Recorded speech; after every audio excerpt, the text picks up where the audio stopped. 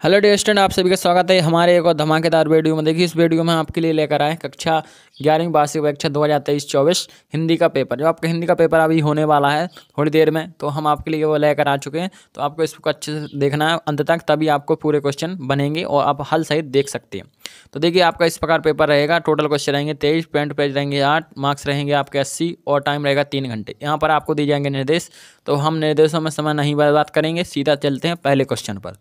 देखिए, पहला क्वेश्चन निम्नलिखित प्रश्नों में सही विकल्प चयन करके लिखिए। आपके 6 नंबर के पूछे जाएंगे। चिराग किसके लिए है? तो चिराग किसके लिए? शहर के लिए, देश के लिए, हर घर के लिए या जनता के लिए? तो इसका आंसर हो जाएगा आपका हर घर के लिए। अब देखिए, आपका दूसरा क्वेश्चन है, रामायण रमणीय अर्थात प्रतिपादका शब्दम काव्यम परिभाषा है। तो किसकी है भाई? आचार्य विश्वनाथ की, आचार्य रामचंद्र शुक्ल की, आचार्य पंडित जगन्नाथ की या कुंतक की?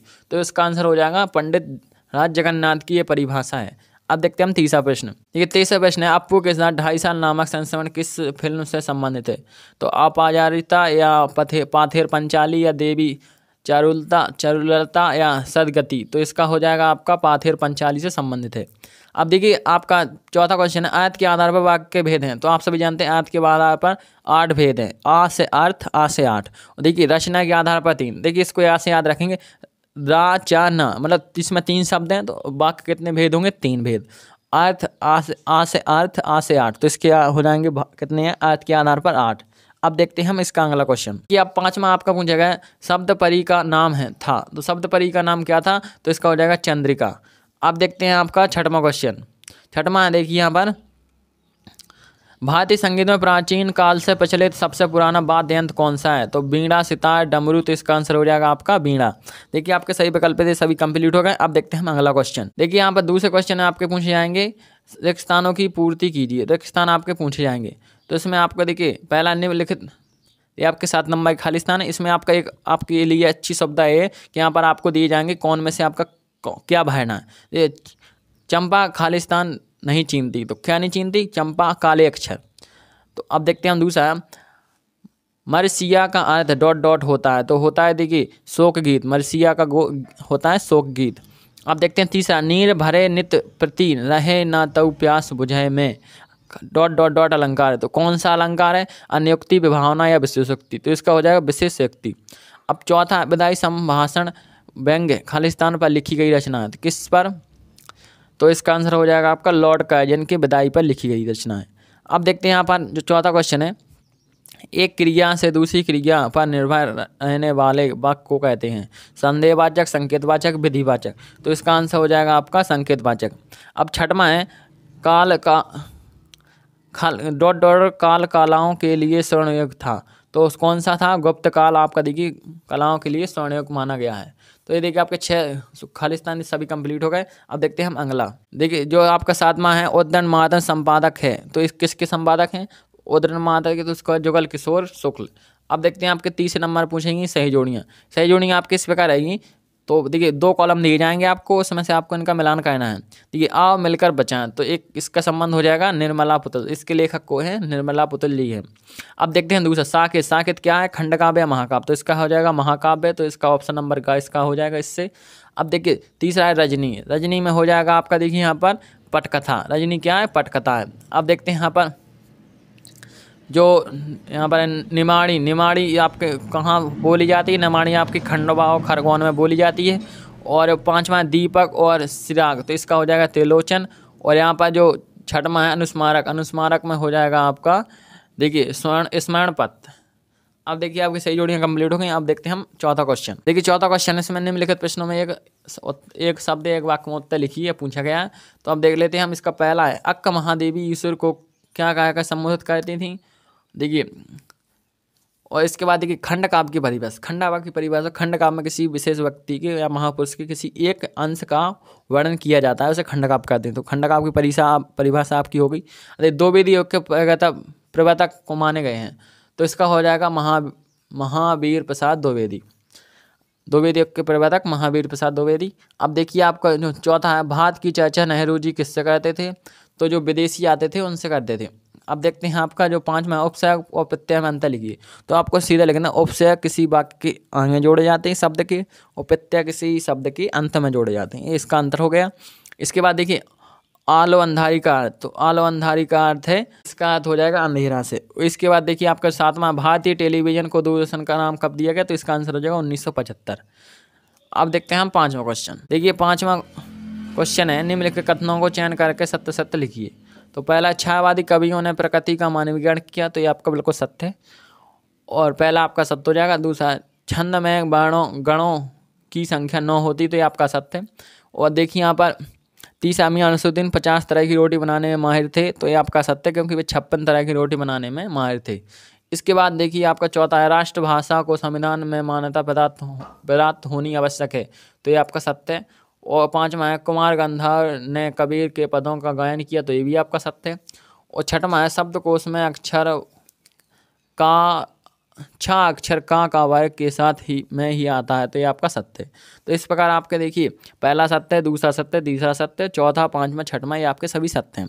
तो आपके सत्य से सभी कंप्लीट हो गए। अब देखते हैं हम 6वां क्वेश्चन। देखिए 6वें क्वेश्चन से क्या है, आपके 2-2 नंबर क्वेश्चन स्टार्ट होंगे, तो आपको सभी क्वेश्चन याद कर लें, क्योंकि आपके सेट में पेपर आता है तो कई जगह बच्चे कन्फ्यूज हो जाते हैं, इसलिए आपको सिर्फ अथवा और ऊपर वाला क्वेश्चन दोनों कंप्लीट कर लेने हैं। जैसे रीतिकाल की प्रमुख विशेषताएं, कोई 2 लिखनी है, 2 नंबर। अथवा रहस्यवाद और छायावाद में 2 अंतर। और 7वां प्रश्न, कवि ने अपने आप को दीवाना क्यों कहा। और यहाँ पर देखिए, अथवा माँ के आई बहन के लिए कवि ने घर को परिताप का घर क्यों कहा। और 8वां प्रश्न है, काव्य गुण की परिभाषा देते हुए उनके नाम लिखिए। काव्य गुण मतलब शब्द गुण। इसके बाद देखते हैं आपका स्थायी भाव संचारी भाव में अंतर लिखिए। आपके 8वें क्वेश्चन तक हो गए। अब देखते हैं 9वां क्वेश्चन। देखिए 9वां है, रोला छंद की परिभाषा लिखिए। और इसका अथवा देखिए, शब्द शक्ति की परिभाषा देते हुए एक शब्द शक्ति का उदाहरण लिखिए। तो आपको शब्द शक्ति ध्यान रखना 3 प्रकार की होती हैं। और यहाँ इसके बाद 10वां क्वेश्चन है, द्विवेदी युग की 2 विशेषताएं लिखते हुए एक निबंधकार और रचना का नाम लिखिए। तो देखिए हजारी प्रसाद द्विवेदी निबंधकार हैं, उनके आपको निबंध का एक नाम लिख देना है। और देखिए यहाँ पर रेखा चित्र संस्मरण में अंतर, ये आपका सरल है। इसके बाद देखिए आपका पाठ का क्वेश्चन है, पहले पाठ का, नमक का दरोगा कहानी में कौन सा पात्र आपको सर्वाधिक प्रभावित करता, तो इसका हो जाएगा मुंशी बंसीधर। अब देखते हैं आपका शिव शंभू की 2 गायों की कहानी के माध्यम से लेखक क्या कहना चाहता है। और देखिए यहाँ पर आपका 12वां क्वेश्चन है, क्रिया विशेषण किसे कहते हैं, एक उदाहरण लिखिए। अथवा देखिए विज्ञापन लेखन में किन किन बातों का ध्यान रखना आवश्यक है। 13वां क्वेश्चन, शब्द युग्म किसे कहते हैं, शब्द युग्म किसे कहते हैं, वह कितने प्रकार के होते हैं। अथवा देखिए कोड मिक्सिंग और कोड स्विचिंग किसे कहते हैं। अथवा नृत्य और नृत्य में क्या अंतर है।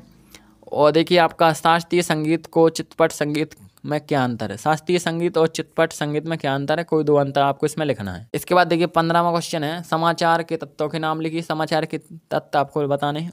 और इसके बाद अथवा स्वयं की 2 विशेषताएं लिखिए। आपके 15 क्वेश्चन कंप्लीट होगा, आप इनका स्क्रीनशॉट ले लें। अब देखते हैं हम अगला क्वेश्चन। देखिए 16वें क्वेश्चन है, यहाँ से आपके आएंगे। देखिए 16वां क्वेश्चन है, मीराबाई अथवा त्रिलोचन का परिचय निम्नांकित बिंदुओं के आधार पर लिखिए। देखिए इसमें मीराबाई अथवा त्रिलोचन, तो आपके 2 प्रश्न हैं, आपको किसी एक को करना है, या मीराबाई को करेंगे या त्रिलोचन को। तो आपको पहले आपको हेडिंग डालनी है मीराबाई के जीवन परिचय या त्रिलोचन का परिचय।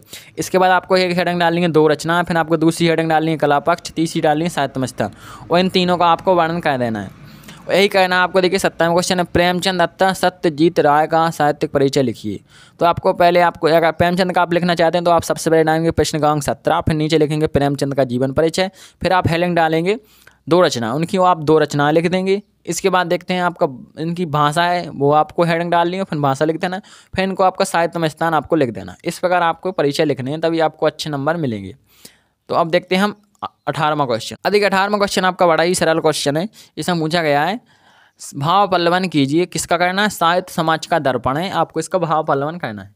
अथवा वाला आपको बहुत सरल है, पिता और पुत्र में पढ़ाई को लेकर हुई बातचीत को संवाद के रूप में लिखिए। आपके और आपके पिताजी के बीच में क्या बातचीत हुई पढ़ाई को लेकर, बोर्ड परीक्षा को लेकर, वो आपको पॉइंट बाई पॉइंट करके आपको इसमें 8-10 पॉइंट लिखने हैं, वो आपको इसमें आसानी से 3 नंबर मिल जाएंगे। अब देखते हैं हम 19वां क्वेश्चन। देखिए 19वां क्वेश्चन आपका कुछ इस प्रकार रहेगा, निम्नलिखित आपठित गद्यांश को पढ़कर नीचे लिखे प्रश्नों के उत्तर लिखिए। आपको पढ़ना है इसको, और इसके जो क्वेश्चन पूछेंगे, उपयुक्त गद्यांश का शीर्षक लिखिए, जीवन का असली प्रकाश कौन सा है, और व्यक्ति जीवन को कैसे प्रकाशित कर सकता है। तो इसके आंसर आपको इसमें मिल जाएंगे, आपको इसके आंसर इसमें ढूंढकर इसको लिख देना है। और इसके बाद देखिए 20वां क्वेश्चन, निम्नलिखित पद्यांश का संदर्भ प्रसंग भावार्थ लिखिए। तो आपको इसकी तीनों चीज़ लिखना, संदर्भ भी लिखना है, प्रसंग भी लिखना है, व्याख्या भी करनी है, और भावार्थ भी लिखना है। उसमें आपका देखिए, हे सजीले हर मानव सावन है कि मेरे पुण्य सपावन, इसको आपको लिखना है। इसके बाद देखिए नीचे है, नाचने के लिए खुला आंगन, गाने के लिए गीत, हंसने के लिए थोड़ी सी खिलखिलाहट। इसकी आपके संदर्भ प्रसंग व्याख्या करनी है। अब देखते हैं हम अगला क्वेश्चन। इसके बाद देखिए 21वां क्वेश्चन रहेगा आपका, निम्नलिखित गद्यांश की प्रसंग व्याख्या कीजिए। तो आपकी प्रसंग व्याख्या आपको इसकी करनी है। तो इसका क्या करना है, आपको पहले प्रसंग लिखेंगे, फिर आप संदर्भ लिखेंगे, फिर प्रसंग लिखेंगे, फिर व्याख्या। इस प्रकार आपको इसको लिखना है। आपका हिंदुस्तान की नदी और पहाड़, जंगल और खेत जो हम अनंत देते हैं। तो इस पर आपकी संदर्भ संज्ञा क्या करनी है। इसके बाद यही आपको अथवा में करना है। अब देखते हैं हम 22वां प्रश्न। देखिए 22वां प्रश्न ये आपका ये रहेगा यहाँ पर। देखिए, उत्तर पुस्तिका के पुनः मूल्यांकन हेतु सचिव माध्यमिक शिक्षा मंडल भोपाल को पत्र लिखिए। जब देखिए ये आप किस प्रकार रहता है, आपने पढ़ा भी वो क्वेश्चन, जब आपकी किसी विषय में आपको लगता है कि मेरे काम अंक आए हैं, तो उसके लिए आपको लिखना पड़ता है पुनः मूल्यांकन, ताकि कॉपी दोबारा चेक हो सके। तो आपको क्रम से लिखना है। आपको पहले लिखना है सेवा में श्रीमान माध्यमिक शिक्षा मंडल भोपाल, और इसके बाद आपको नीचे लिखना है विषय। तो आपको विषय में डालना है पुनः मूल्यांकन हेतु आवेदन पत्र, और फिर लिखना है महोदय। महोदय के बाद लिखना है सविनय निवेदन है कि मेरे, मतलब जो भी आपका इसमें मैटर है वो आपको लिख देना। अथवा में अपने छोटे भाई को पत्र लिखकर उसे परीक्षा से संबंधित चर्चित उचित मार्गदर्शन करें।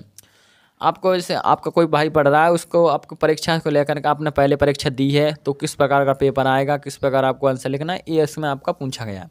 अब देखते हैं हम 23वां क्वेश्चन। इसके बाद 23वां एवं अंतिम क्वेश्चन, निम्नलिखित विषयों में किसी एक विषय पर रूपरेखा सहित निबंध लिखिए। तो देखिए रूपरेखा सहित इसका अर्थ होता है, पहले आपको रूपरेखा बनाए। जैसे आपके राष्ट्रीय शिक्षा नीति 2020, या कंप्यूटर और मानव जीवन, पुस्तकालय, पर्यावरण संरक्षण एवं वृक्षारोपण, जीवन में खेलों का महत्व। तो देखिए आप जैसे पर्यावरण संरक्षण एवं वृक्षारोपण पर आप लगाएंगे, तो आपको पहले डालना है क्वेश्चन क्रमांक 23, फिर नीचे लिखना है 4 नंबर डाल कर लिखना पर्यावरण संरक्षण और वृक्षारोपण। फिर आपको उसको अंडरलाइन कर देना है या डिब्बा में बंद कर देना है। फिर आपको लिखना है रूपरेखा 1 नंबर डाल कर। फिर रूपरेखा में आपको बनानी है 6 हेडिंग। पहली हेडिंग रखनी है प्रस्तावना, दूसरी जो आपने सीखी हो वो, अंत में रखनी है आपको उपसंहार। फिर उसके बाद आप जब आपकी रूपरेखा बन जाएगी, फिर आपको डालनी है पहली हेडिंग प्रस्तावना, फिर उसका मैटर लिखना है, उसका वर्णन करना है। ये होता है रूपरेखा सहित निबंध लिखना। तो इस प्रकार आपको लिखना है, तो आप अच्छे से अच्छे नंबर लेकर आएंगे। तो जय हिंद, जय भारत। आशा करता हूँ कि आपका पेपर अच्छा जाएगा।